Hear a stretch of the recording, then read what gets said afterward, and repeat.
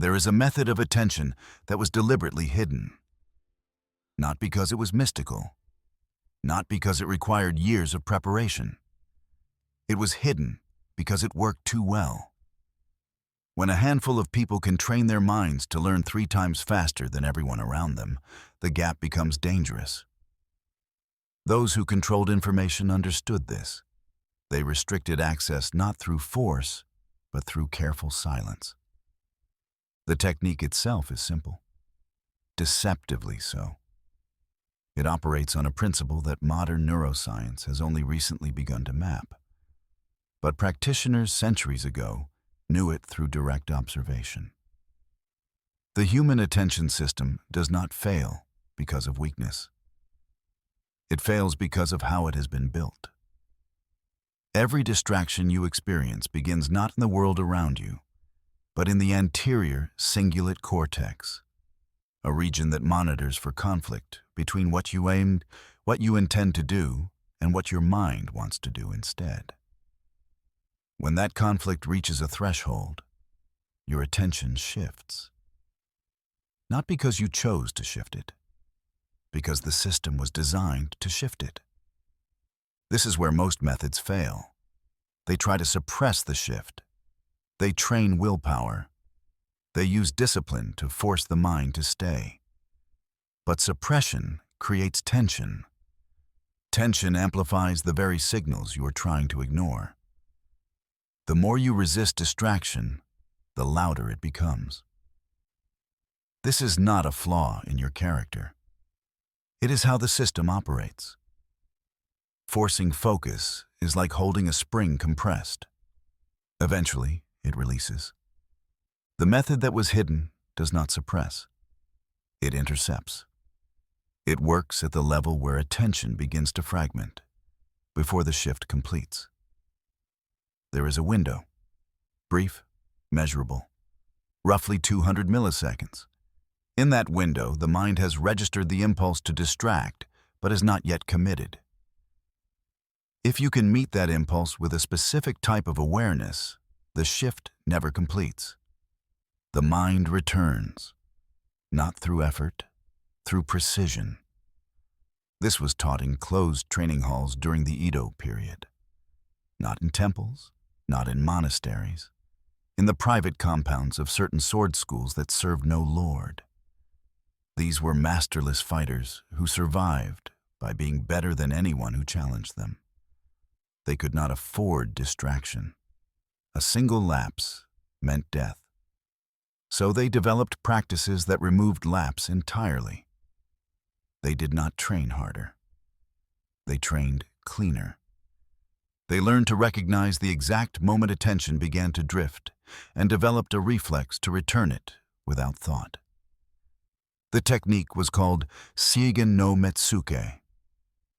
Roughly translated, it means the gaze that pierces stillness. But translation loses the function. It was not about where you looked. It was about how you held your mind inside the act of looking. The instruction was to choose a point, any point. A knot in wood, a corner of a scroll, the edge of a blade. Then to rest attention there, not to stare, not to concentrate, to rest. The difference is crucial.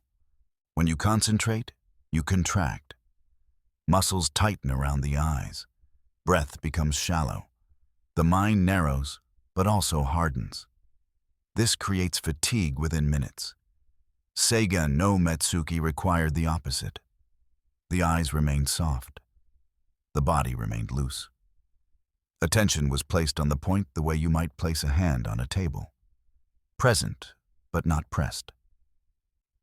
This is the first stage of the method, learning to hold attention without gripping it. What happens next is automatic.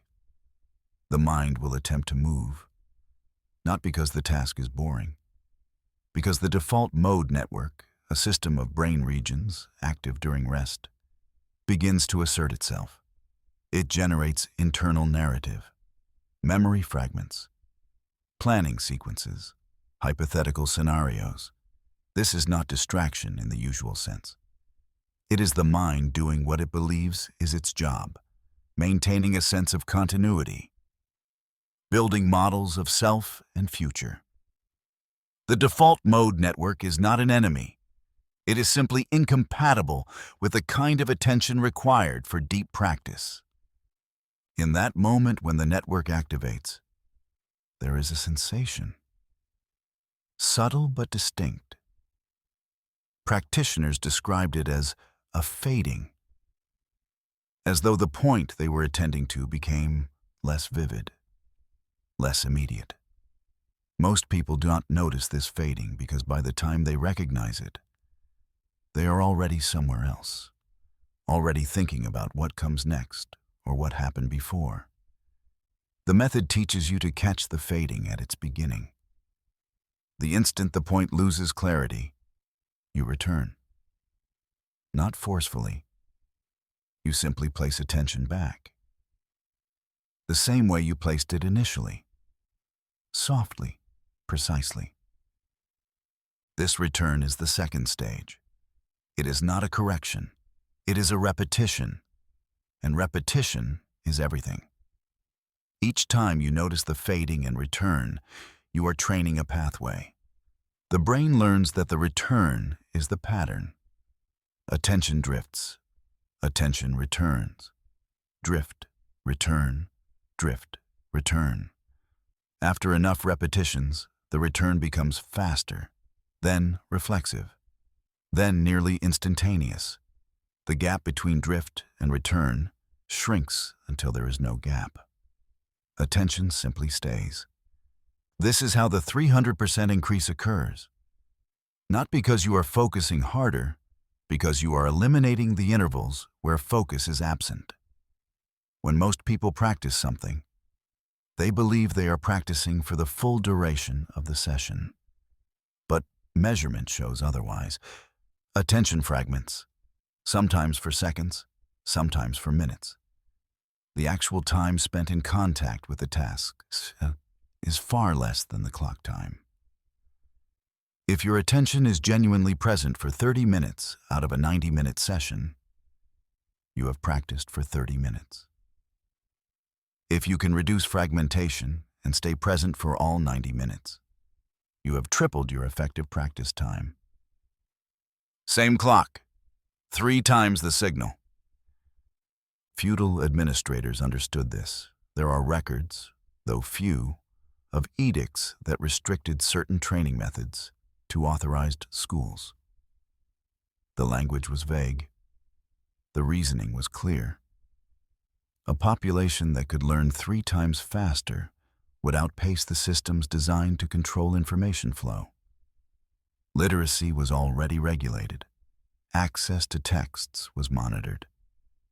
If individuals could also amplify how quickly they absorbed and applied what they learned, the existing hierarchies would destabilize. So the methods were contained. Taught only in specific lineages, passed through direct transmission, never written in full. One account, found in a collection of writings from a Ronin who taught swordsmanship in Osaka, describes a student who arrived unable to hold attention for more than a few moments. His strikes were erratic. His timing was poor. The teacher did not drill him on technique. He had him sit and look at a single line drawn on paper, horizontal, black, simple. The instruction was to notice when the line became less vivid and to return attention the moment that happened. The student did this for an hour each day. After 2 weeks, his strikes changed. They became clean, economical. His timing sharpened. The teacher noted that the student had not practiced striking. He had practiced returning. And returning had structured his attention so completely that when he did strike, there was nothing else in his mind. Only the strike. Modern neuroscience offers a framework for what was happening. The prefrontal cortex, responsible for executive function, strengthens through repeated engagement. Each time you notice distraction and return attention, you activate the network that controls cognitive stability. With repetition, that network becomes more efficient. Less energy is required to maintain focus. The anterior cingulate cortex, which monitors for conflict, begins to register fewer conflicts because the return happens before conflict fully develops. The default mode network remains present, but its interruptions become less frequent and less compelling. The mind learns a new baseline. Attention becomes the default. Mind wandering becomes the exception. This is the third stage, not a technique you perform, but a structure you inhabit. Attention is no longer something you maintain, it is simply where you are. The effort disappears, not because you have become disciplined, because the architecture has changed. The neural pathways that support sustained focus have been reinforced so many times that they fire with minimal resistance. This is what separates mastery from competence. Mastery is not about doing more. It is about removing everything that is not the task. The implications extend beyond practice. They extend into perception itself. When attention is stable, details that were previously invisible become obvious. You begin to see finer distinctions, hear subtler variations, recognize patterns that were always present but obscured by noise. This is not enhanced perception. It is clean perception. The information was always there.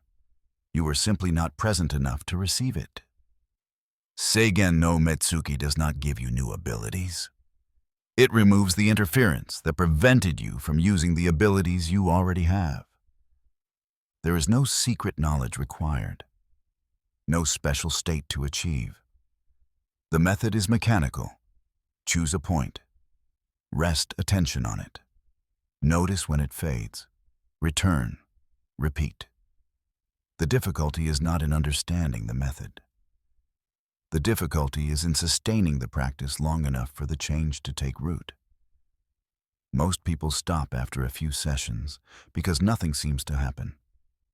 They expect a revelation. What happens instead is incremental, invisible at first. Then one day you sit down to work and realize you have been working for an hour without a single interruption. Not because you tried harder, because the system has learned. The reason this was forbidden is the reason it still remains largely unknown. It is too simple to monetize, too direct to obscure. There is no lineage to join, no authority to grant permission. Anyone can begin immediately, and that is the threat. A method that anyone can use, that costs nothing, that produces measurable results within weeks, undermines every system built on the idea that focus requires external tools or special conditions. It does not. It requires only repetition and precision. In a world engineered to fragment attention, the ability to sustain it is the ultimate asymmetry. While others are interrupted every few minutes, you remain unbroken. While others are cycling through shallow engagement, you are accumulating depth. The advantage compounds, not over years, over weeks. The gap widens quickly. This is what those in power understood. This is why the method was contained. It still is. Not through restriction now, through noise. The technique exists in plain view but is drowned out by complexity, by systems that promise faster results through more elaborate means, by the assumption that anything truly effective must be difficult to access. It is not. It has never been. The method is here. It has always been here. Attention placed, attention returned, repeated until the return is faster than the drift. That is all. That is everything. In a distracted world, sustained attention is not an advantage. It is the advantage. The one that cannot be purchased or inherited or granted, only built. One return at a time.